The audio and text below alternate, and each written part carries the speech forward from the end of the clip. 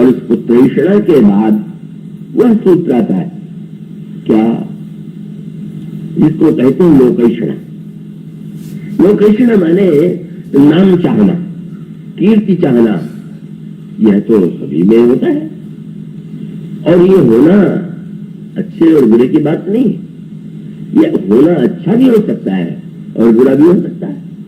और उसका अभिप्राय कि कीर्ति को पाने के लिए अगर हमने अनुचित मार्ग का अवलंबन लिया तो यह कीर्ति पाने की अभिलाषा जो है बड़ी दुखद है, घातक है। वो स्वामी जी ने एक वाक्य कहा दोहावली रामायण में, निज कीर्ति को चाहत है पर कीर्ति को धोए।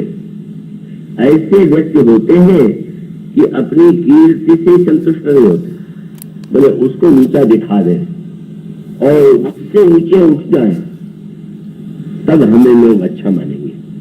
दूसरे को नीचा दिखला करके अपने को ऊंचा दिखाना, दूसरे के यश को नष्ट करके अपने नष्ट को जो व्यक्ति यशस्वी होना चाहता है, तुलसीदास जी कहते हैं कि उनके मुंह में मस्ती लागी है, उनके मुंह में स्याही कालिमा फुटेगी और वैसी कालिमा होगी कि मरे न मिटिए धोए, मृत्यु के बाद भी वह कालिमा नहीं धुलेगी। शास्त्रों में तो ये हमारे ग्रंथ इतने मनोवैज्ञानिक है। लोग ये मान लेते हैं कि गीता में रामायण में निष्कामता का उपदेश दे दिया गया, निस्वार्थता का उपदेश दे दिया गया, वो बात अधूरी है। तो कैसे सकामता को हम धीरे धीरे निष्कामता की दिशा में ले जाएं, कैसे स्वार्थ को हम धीरे धीरे परमार्थ की दिशा में मोड़े, ये मनोविज्ञान जीवन में अत्यंत आवश्यक है। और इसीलिए वह संत जब आते हैं विश्वामित्र तो महर्षि दशरथ ने बड़े उत्साह से कहा कि किस कारण आगमन तुम्हारा, कहूं सो करब लाऊ बारा। आपके कहने में देर है, मेरे करने में नहीं।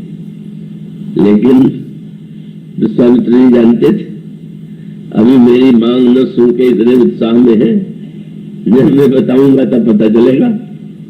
और तब उन्होंने कह दिया कि और कुछ तो चाहिए नहीं। श्री राम और श्री लक्ष्मण सामने ही थे तो सर अनुज समेत देव रघुनाथ, बस इन दोनों भाइयों को दे दीजिए। महाराज दशरथ का मुंह तो सूख गया, पर तुरंत विश्वामित्र जी ने कहा राजन, धन भी तुमने पा लिया, पुत्र भी तुमने पा लिया, लेकिन याद रखो तुम दो। और उसमें एक जैसा स्वभाव था, बड़े तेज स्वभाव के थे लेकिन बड़ी मृदु भाषा में बोले, देव भूप मन हर्षित, राजन दो, प्रसन्न मन से दो। मानो ये स्पष्ट कर दिया कि नहीं का तो अधिकार तुम्हें है ही नहीं, देना तो पड़ेगा ही। मैं आया हूं तो लेके ही जाऊंगा। अब तुमको निर्णय करना है कि तुम प्रसन्न मन से देते हो कि दुखी होकर देते हो। तो मैं तो यही कहूंगा कि तुम्हें देते हुए आनंद का अनुभव होना चाहिए। और साथ में बता दिया राजन, अब तुम्हें वह पाना चाहिए, तुमने धन पा लिया, राज्य पा लिया, पुत्र पा लिया, पर अगर तुम इन पुत्रों को मुझे दे दोगे तो उनका वाक्य था, देव भूप मन हर्षित। और अगला वाक्य तजव मोह, अज्ञान। अज्ञान माने मैं जानता हूं, तुम इन्हें नहीं जानते हो कि कौन। और मोह माने पुत्र के प्रति आसक्ति होती है, ममता होती है, वो तो तुम्हारे जीवन में है ही। और फिर साधारण पुत्र के प्रति भी ममता मोह होता है, और राम जैसे पुत्र के प्रति हो तो आश्चर्य नहीं। लेकिन दे करके तुम घाटे में नहीं रहोगे, जो अभी तुम्हें नहीं मिला था अब मिलेगा। और वो किस वस्तु का नाम उन्होंने लिया, देव भूप मन हर्षित तजम मोह अज्ञान धर्म सुयस परम तुमका। अभी तुम्हें लोकैषणा की पूर्ति करना चाहिए। शास्त्रों ने बहुत बड़ी बात कह दिया, लोकैषणा की निंदा भी किया। और एक और ये कहा गया कि श्रेष्ठ व्यक्ति की विशेषता क्या है, वो यशोधन। और धन के स्थान पर जिसके पास यश है बोले सबसे बड़ा धनी है, ये यश के धन का धनी। इसे बार बार रामायण में कहा यशस्वी बनो, यश प्राप्त करो। और इसीलिए जब सुमंत जी ने गंगा के किनारे प्रभु श्री रामभद्र से कहा कि पिताजी ने अनुरोध किया है कि 14 वर्ष के स्थान पर आपको रथ पर बैठा के मैं वन में घुमा करके ले आऊं, इतने में ही उनकी आज्ञा पूरी हो जाएगी। तो प्रभु ने कहा कि महाराज, आप पिताजी के प्रधानमंत्री हैं, इतने बड़े लाभ के अवसर से आप मुझे वंचित करना क्यों चाहते हैं? क्यों? उन्होंने कहा, याद रखिए, आप जो कह रहे हैं उस प्रस्ताव को मानने में पिताजी के लिए भी बहुत अकलजनक, वो मेरे लिए भी। शब्द क्या था? आप प्रधानमंत्री में जानते हैं, संभावित अपयश लाभो मरण कोटि सम दारुण दाव। जो श्रेष्ठ व्यक्ति होता है, अगर उसको अपयश या कलंक उसके जीवन में आ जाए तो मृत्यु से भी बढ़कर के संकट बुरा होता है। और सोचिए, अगर मैं लौट जाऊंगा, हमारे पिताजी को कितना कलंक मिलेगा कि धर्म के साथ इतना बड़ा छल। 14 वर्ष के लिए वन जाने की आज्ञा देने के बाद पुत्र के मोह और ममता से उन्होंने केवल यही कहा कि वन में घुमा करके ले आओ। हमारे पिताजी का सारा जीवन यशस्वी रहा है, मेरे लौट जाने से वो भी नष्ट हो जाएगा।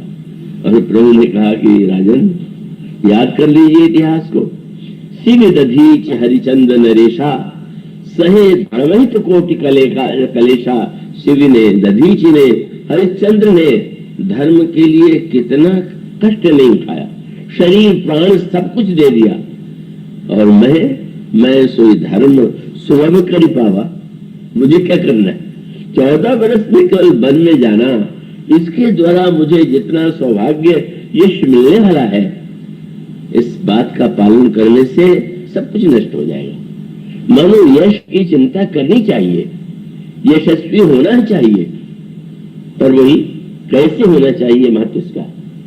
और यही संकेत मानो उनका था, राजन तुम मुझे देख करके चिंता मत करो, तुम्हें यश प्राप्त होगा।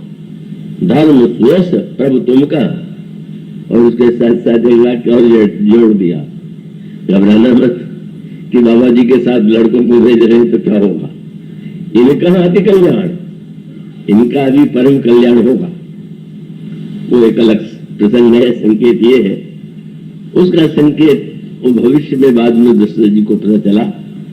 एक बार उनकी ममता ने, उनके मोह ने ग्रसित किया, उनको रोका, लेकिन गुरु की धन्यता, गुरु की महिमा सामने आई।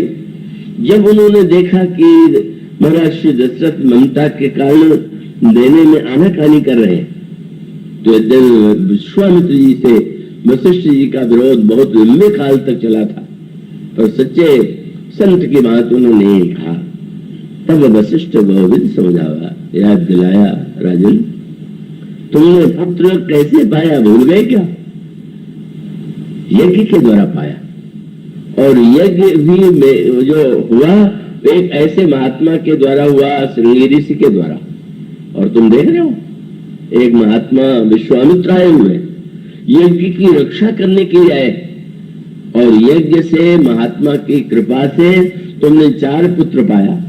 और एक दूसरा महात्मा अपने यज्ञ की पूर्णता के लिए 2 पुत्र मांगने आया। 4 को पाने के बाद क्या 2 को भी नहीं दोगे क्या? मानो यशस्वी व्यक्ति को सोचना है कि आप जो पा रहे हैं उसको देंगे नहीं, उसका त्याग नहीं करेंगे, तो आपका यश कैसे होगा? इसलिए उन्होंने संकेत किया कि यश नहीं, धर्म सुयश प्रभु तुम कहां। और गुरु वशिष्ठ ने भी यही कहा, आप एक बार देख करके अनुभव करेंगे कि आपने कितना पाया है, और न दे करके, न देने का तो प्रश्न ही कहां है। आप बड़ा अपने जीवन में अत्यंत ऐश के भागी बनेंगे। और उसका अभिप्राय हुआ कि पुत्रेषणा को भी उन्होंने यज्ञ से जोड़ करके, उस पुत्र पर केवल मेरा अधिकार नहीं है क्योंकि मैंने जन्म दिया है, यज्ञ से पुत्र मिला है, इसलिए वह यज्ञ के लिए समर्पित है, इस भावना का उदय। मानो सूत्र वही है कि हम जो कुछ पाना चाहते हैं, पाने के साथ साथ हमारे जीवन में अगर विवेक होगा, मति होगी, तो हम निश्चित रूप से यह अनुभव करेंगे, चेष्टा करेंगे कि हमें जो कुछ ईश्वर ने दिया है और अगर हमारे जीवन में यश की इच्छा है या किसी वस्तु को पाना चाहते हैं तो कैसे पावे, किससे पावे?